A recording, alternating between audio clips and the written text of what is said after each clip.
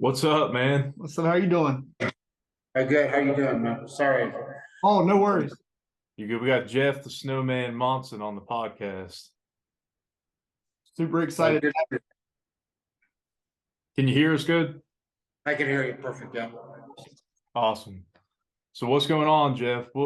You're in Russia right now? Yeah, I live in Russia. I live in a city called Ufa, which is about 2 hours east of Moscow by flight. Awesome. So it's about 10:30, give or take there right now? It's 12, Oh, okay. 40, it's almost 1 in the morning here. Oh, wow. Gotcha. So you moved to from Florida to Russia, is that right? Yeah. About Okay. 6 years ago. 6 years ago. Got you. Gotcha. And you were with American Top Team, or do you still train with them? Yeah, when I was allowed to go to USA, I still train there. I'm still part of the team. Like I still consider them my team, and I still go there and train and stuff like that and communicate with them. So yeah, they'll always be my team no matter where I'm at. Awesome. So that means you're still in contact with Dan Lambert and everybody? Oh yeah, of course. Yeah, we like trash each other all the time, like make fun of each other and make jokes. So we're in a fantasy league together, so it's all trash talks. Awesome, man. Awesome. That's cool. I see that is cool. So where did the nickname the Snowman, where'd that come from? Well, in 1999, I did the World Championship, the Abu Dhabi, the ADCC, and my first time invited there. And really, I got in because my coach at the time, Matt Hume, was friends with the Sheik, and I really had no business. I had never really done anything that important to be like to the World Championship, but so I went. Nobody knew who I was. Of course, I'm white, and it was all like we had 16 guys in the weight class, and like probably 14 of them were Brazilian guys. So, I won my first match, and I won my second match, and then these guys like, oh, who's this guy? And as I kept winning, they're like, oh, they say it's like a big snowball, like a white snowball, and when you build a snowman, you roll the snow, and it gets bigger and bigger and bigger. So it's like he's getting bigger and more confident as the tournament goes on, and so I ended up winning it. So that the Brazilians really gave me that name. Cool, man. That's awesome. Yeah, because I saw a little article or whatever, and it was kind of like Jeff came in as unknown to us and who he was, and then as the tournament slowly went on, they found out quickly who he were. So I thought it was a pretty cool nickname and pretty good, I guess, origin of the nickname. So yeah, original, not really a tough nickname, but original. Right. Hey, these days there's all kinds of nicknames that are just being given to fighters and stuff. So that's cool that yours got a story like that you went in there and kind of made the name for yourself in a way. So that's cool. So while I was going through YouTube, I saw a grappling match with Jocko Willing. Do you remember that well? Yeah, it was a long time ago. Yeah. Is there anything that you can remember from that, or it was just a? Honestly, I saw it on YouTube just because a lot of people were watching and commenting on it. So I remember it just because I saw it recently, or not, maybe like a year ago on YouTube. So, I remember I choked them, and I was really like on point at that part of my career. Like, I was just training pretty much every day, like for fun. Oh, whoops. You guys there? Yep. Yeah, we're good. I was training, I just loved it. It wasn't a job. It was just like, I loved doing it. And I paid to go to some tournaments, like at the time, I'd like save up money to buy a flight to go to a tournament. And if I won, I'd make like $1,000 and come away like, with a little bit of cash in my pocket, after the expenses and stuff. And if I lost, I was like in a hole, and I was really not very well off. So I was I had to win. So I was like, Yeah. I had to, like, I had a wife and 2 kids at home. So I was like, I couldn't, I can't hurt them by not being able to pay the bills. So I had to win just to cover my costs and to make sure I had a little bit of money. For sure. And the first time I heard about you, do you remember a guy named Chris Rogers? from Asheville, North Carolina. He was a catch wrestler. Yeah. Yeah, you grappled him. I think it was twice, wasn't it? And I think you guys went the distance each time. Probably, yeah. I spent so long. I had so many matches, but I do remember Chris Rogers, and I think I think we did definitely have compete against each other. So, yeah. I think all those guys from North Carolina were nice, man. I remember I like Ed Clay had a bunch of. I used to do the Bud Cup there. I used to do. They had a bunch of tournaments I used to do, and all the guys were. I like going there because I stayed with my friends too. I never had to pay for a hotel, so that was cool when I went to North Carolina. So Yeah, I remember my dad. He used to when I was in, I think it was middle school. He used to go over there, and Chris Rogers had a basement, and he would invite people over on the weekends, and he would show them some catch wrestling stuff. But I remember them talking about that match with you and Chris. So that was the first time I heard about you. oh wow, okay. So that's pretty cool. So another question I had: how tough was Fedor, and how did you feel standing across from him? Man, it was really tough. I mean, he was really. I thought like 100% I was going to win that fight, and the reason is why. Because I mean, he's the greatest heavyweight ever, regardless of what happened last night. I mean, he's not in his prime anymore. When he's in his prime, he was the best ever. He beat all the UFC champions. He won 28 straight matches over 10 years. Like who can say now, even the best of the best go, I went 10 years fighting the best competition that there was. And I never lost, or I didn't lose in 10 years. Nobody can say that. Nobody can say that. So I don't think that'll ever be repeated. Even like guys these days, they'll go undefeated for a couple of years, 3 or 4 years, and they're like, oh, he's the best. And how about 10 years? But when I fought him, I thought I was going to win because I just looked at his style, man. I mean, he just came forward, like attack. And I saw him on his back. Mark Hunt's put him on. Mark Hunt's not a wrestler. Put him on his back. Some guys put him on his back. And he just like subbed them. He ended up getting up and subbing these guys. And I was like, if I get him on his back, I'm going to sub him. Yeah. And so I just thought he's going to attack me. I'm going to take a shot, double leg, take him down, and I'm going to choke him or something. But he did his research, man. He was really smart. He just fought a kickboxing match. I mean, I think he knocked me down maybe 4 times in the fight, like 4 times knockdown. And the first time he got on me and I tried to half guard sweep and I almost got it. And then he kicked up. And then the next couple of times he knocked me down, he just said, okay, get up. He just turned it a kickboxing match. And I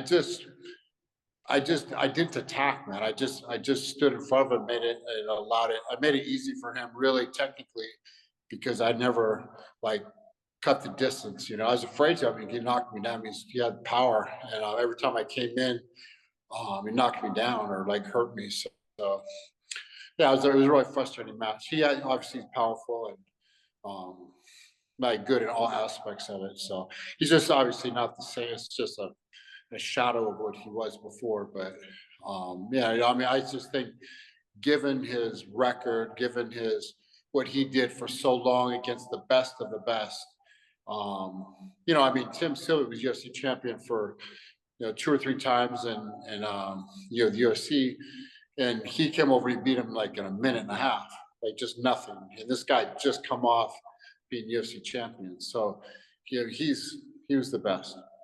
Oh yeah, for sure. Yeah, and I think last night we obviously both watched that fight, and I think the cool thing was just seeing all the other heavyweights from the UFC and these different organizations just being around him when he dropped the gloves last night. And you could see when he was knocked down, a lot of times I know they were saying like he was a little quicker to the arm bar. And it's just like, man, you're 46, and it's kind of Ryan Bader still, got a couple years left in the tank, and he's obviously got the experience. So it was cool to see, regardless of the results, see all those guys respect him and kind of him going out on top in that sense. For sure. Yeah, it was a fitting tribute. The fight wasn't good, but all those great heavyweights, all those great fighters, like, I mean, who's the greatest? I mean, just who else is retiring, and all those guys line up to shake, you know what I mean? So that tells you right there. For sure. And I think Chael Sonnen, he said that was one of the toughest guys he's ever faced. Like he could just tell when he was grappling with him on the ground. He said that I've never felt anything like that. So, Yeah, amazing guy. so Well-rounded. are you gonna tune in for the Islam Volkanovski fight coming up? To be honest, it's really where I'm at. It's really hard to watch the fights. Like it's hard to get. I mean, because of all the stuff with the Ukraine stuff, like we're blocked. Like they really make it difficult for. If it's anything having to do with the United States, they make it really difficult to watch um, anything but live. So I'll probably watch the replay of it, but I'll probably already know the result. But yeah, unfortunately, I'm not. Can't watch a lot of live sports at all unless it's European football or soccer. Gotcha. Do you got Islam winning that one? I think so, man. He's pretty tough. He's pretty tough. Have you met him? Because he lives in Russia too, doesn't he? Yeah, he's from Chechnya. I actually haven't met him. I know I'm around a lot of guys that trained with him and stuff like that, but I've actually never met him myself. So, I mean, I can't say what kind of guy he is. Good about him. He's a good fighter, but never met him personally. What is your favorite walkout song? Do you have one? Walkout song? Yeah. I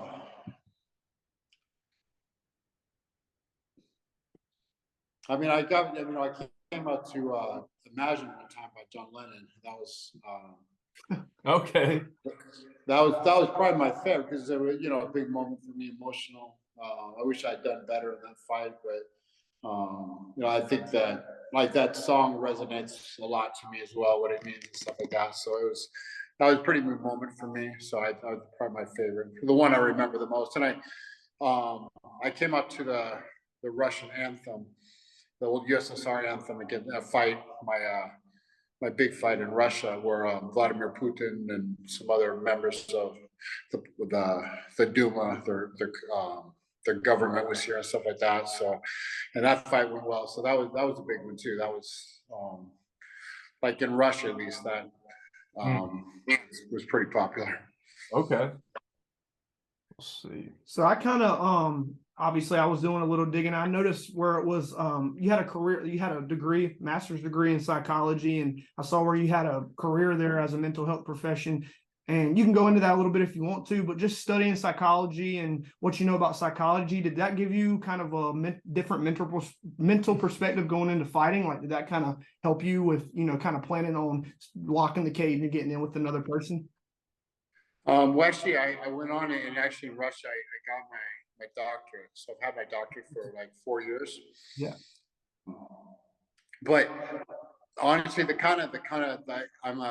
got it in counseling psychology. So the psychology that it doesn't help me at all. I've been asked that so many times. People are like, you're psychology, you can psych out your opponents, or you can, and really it's not, it doesn't work that way. The only thing that helps is probably experience. Like experience, like you've been there, done that. You know what works, what doesn't work, what songs to listen to, like how to, like what mental preparation helped you before, what didn't help you before, like those kind of things. So, and I've learned to identify that really. Like when I go into a fight, like in a good mood, like a really good mood, like I'm laughing and joking before I go out there. Like I had to tend to do much better than when I'm really stressed out or psyched out or really like angry having to get on. Like I do much better when I'm like relaxed and in a good mood. So I guess I kind of learned. I don't know if that's psychology or not, or just experience, but it seems to be helpful for me. Well, I definitely because I was exercise science, but I had a couple classes away to minor in psychology, and my parents and stuff would do the same thing. They were like, oh, like learning psychology, and it was the same way. It was like, well, that doesn't mean I can psych somebody out but it kind of made me, I guess, aware of, those internal thoughts that you get, and kind of like you said, with the experiences, being able to what best fits for you to go into a fight or go into a life experience. So I think that's cool that you mentioned that, and that's awesome, man.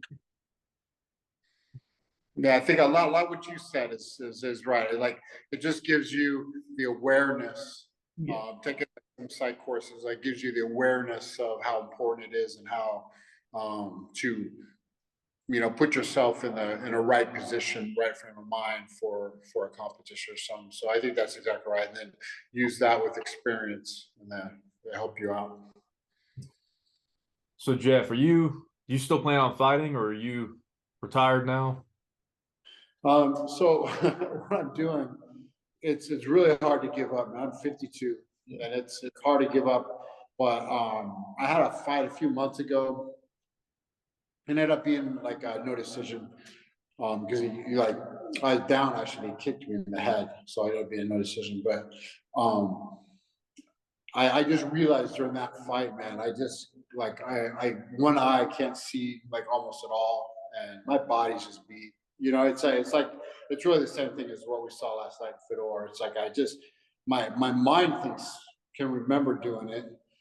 And sometimes, some days in practice, I can do it, but most of the time, it's just your body's not responding like it should, like you think it would. But what I've been doing, and it's kind of get the competition juices flowing, but it's not so serious, and it's kind of enjoyable. I'm doing, it's a fight in a. Have you ever seen those like UK telephone booths? Like those red booths? It's a fight in a telephone booth without the telephone, and it's like they reinforce it. There's no glass in there, and they lock you in this cage, like there's only like you can barely fit in there with another guy, and it's just 3 1-minute rounds with MMA gloves, and you just go boom, like really no rules. Wow.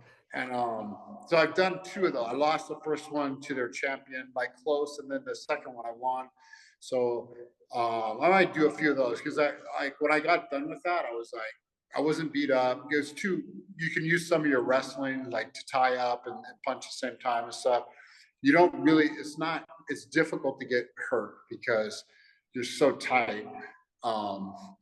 And I don't really need to see that well, because you can feel everything. So I'm just kind of doing that for fun, and just kind of keep to do something for the competition, just because I love doing it. But and that way, I want to win, of course, but it's not so serious. It doesn't go on your record. It's nothing.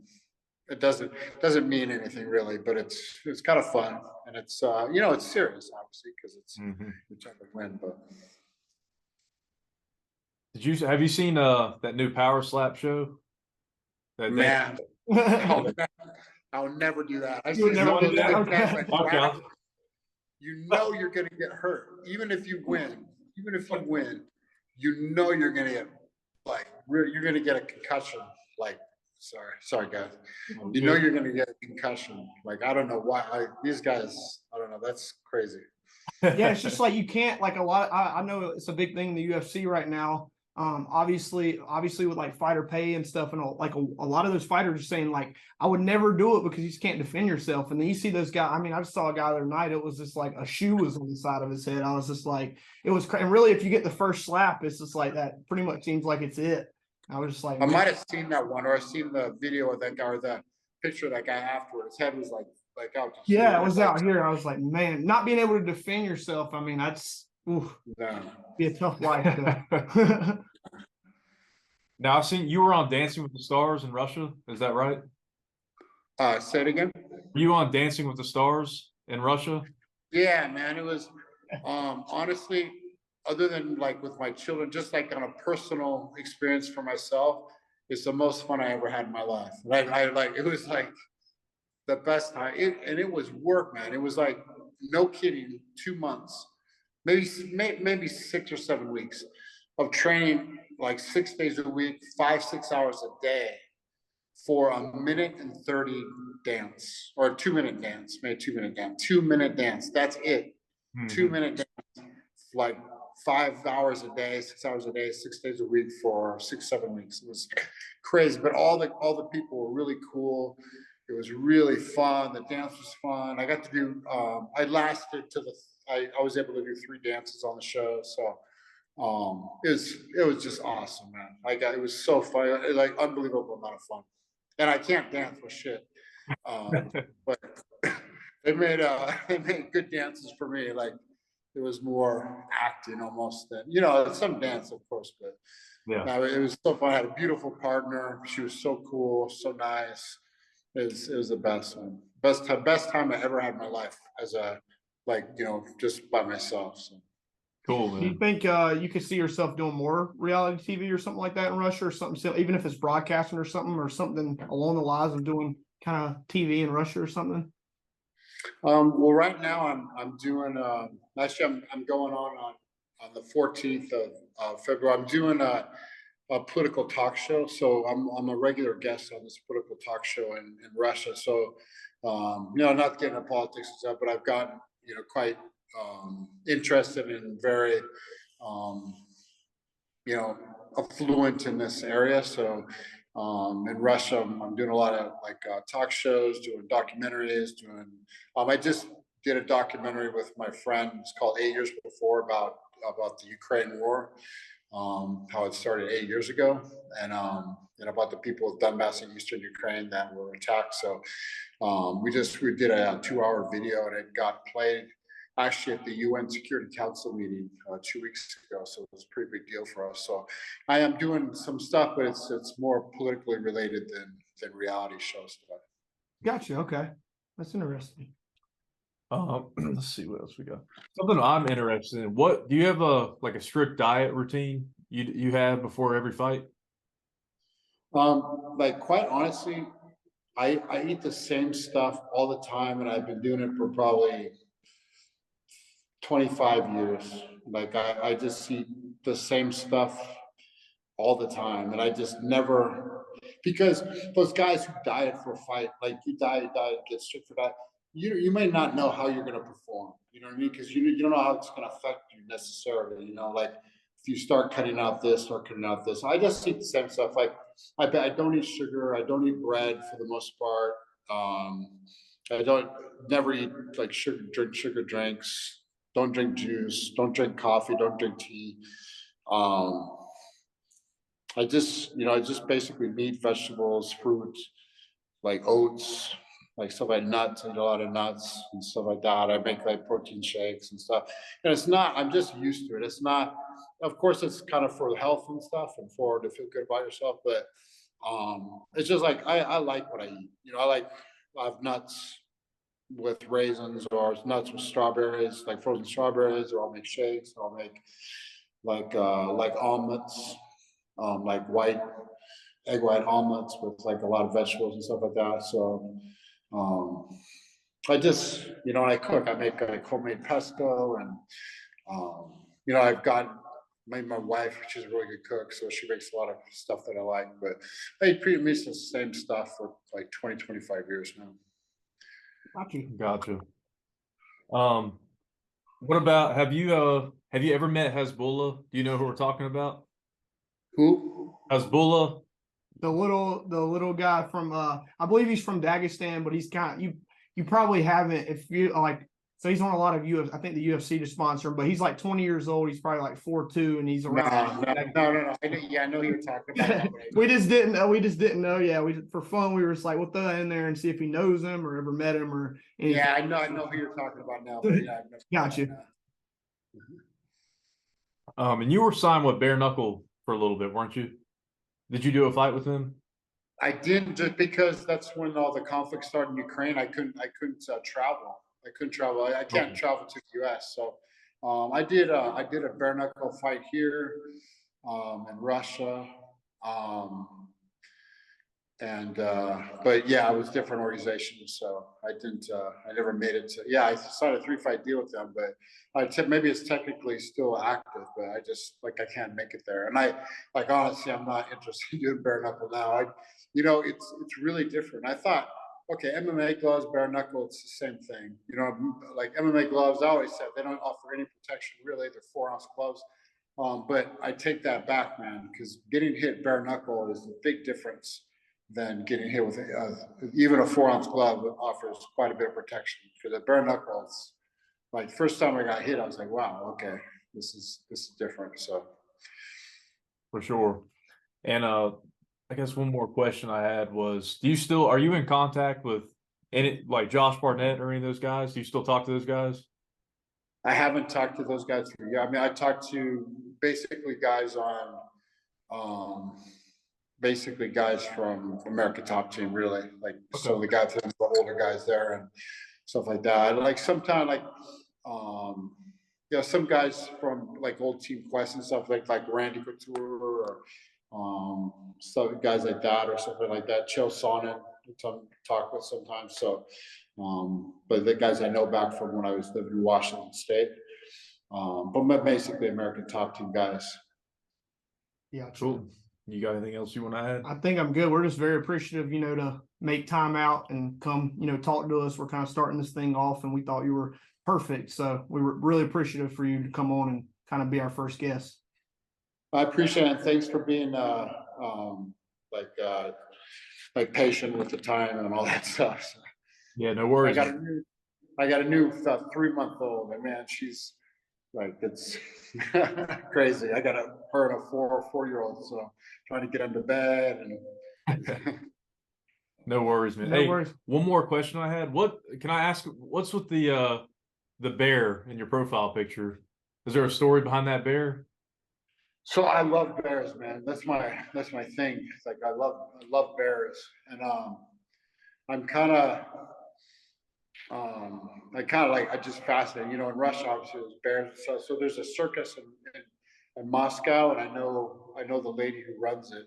Or her parents run it, but she's the coordinator. And so when I go there, they let me wrestle and play with the bears. So it's like they have sometimes little bears, some big bears, and like I had I post them. Sometimes people are like, "Oh, that's cruelty and stuff." And just so they know, these bears are all rescue bears. These bears were like their cubs that woodcutters brought into the forest because their mom or something had been killed, and so they were like, well, they were gonna die, so they brought them to the circus. And the circus or the zoo. The zoo sucks because the zoo you're just sitting in a cage, but the circus I get with other bears, they get with people, they get trained and stuff. And being the circus isn't the best life in the world, but it's better than not being alive. So all these bears are rescue bears. So and I love these bears. I just like playing with them, everything. I think like I'm the bear whisperer, I think. No, some of it because they have lions and tigers and stuff in the circus. And like I have a deep respect and like a little bit of a fear, like I know they killed me. But the bear, I'm sure the bear would kill me too, but I just feel like they won, I don't know. Yeah, well, I think I know like Islam, Khabib, and his father. Like I've watched some documentaries on stuff, and they were saying like at their camp when they drive the 6 or 7 hours out to their cabins, they were saying like there's civilized bears. That same way they're very civilized, and they know, and they would wrestle with them, and that was the kind of same message you said. They were very they were close to captivity, close to death. So they'll come out and they would wrestle more for fun, to more to kind of just be friendly to them. And there's bears are still hanging around the woods, so I think that's awesome. Because it's not like here where we're at, you can just do that type of stuff. So that's cool that you did that, and there's a story behind that. Yeah, it's definitely a Russian thing. Okay. Well, cool. Is there anything you want to add, Jeff? No, man, I just want to say thanks, you guys. Good luck on your podcast. Hope it goes well for you. Anytime you want to have me on, just let me know. And I appreciate being your guest. And thank you again for the patience. No problem. Of course, thank you so much. You have a good rest of your night. You too. Thank you, guys. Bye-bye.